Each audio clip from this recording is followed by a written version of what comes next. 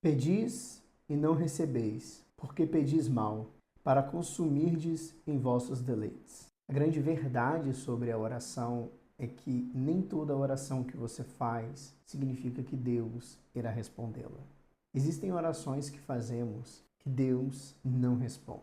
Essa é a grande questão que precisamos entender, que às vezes nós pensamos que Deus responde a reclamações, mas Deus não responde a reclamações. Deus responde a oração.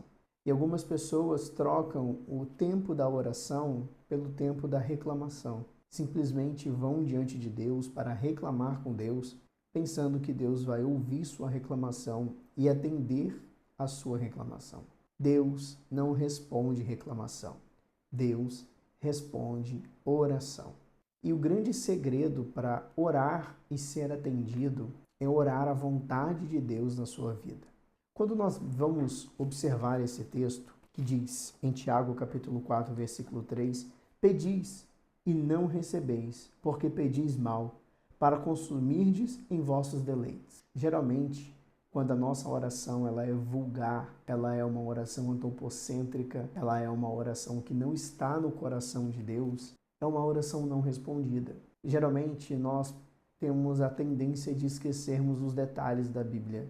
E um grande detalhe é que a Bíblia diz na oração do Pai Nosso, seja feita a tua vontade, não a nossa, mas a tua, assim na terra como é no céu. Precisamos entender que a nossa oração, ela deve ser extraída, que a vontade de Deus, que já existe na eternidade, seja manifesta nas nossas vidas aqui neste plano, neste momento, na nossa vida aqui que nós vivemos. E algumas pessoas têm a tendência de orar por questões que não vão acontecer, por questões que não são da vontade de Deus. E há um grande problema, é que quando um cristão que não sabe a vontade de Deus para a vida dele, e ele começa a impor as suas vontades na sua oração, pensando que Deus irá cumprir as suas vontades, logo a sua oração não será atendida.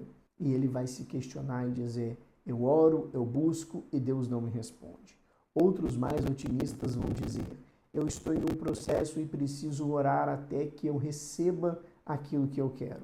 E vão insistir em orar algo que não é da vontade de Deus. Por isso, a sua oração, ela precisa ter 3 grandes pilares. O primeiro grande pilar da sua oração tem que ser uma oração bíblica. O segundo grande pilar da sua oração é que a sua oração tem que ser uma oração que você ore, que a vontade de Deus seja cumprida na sua vida.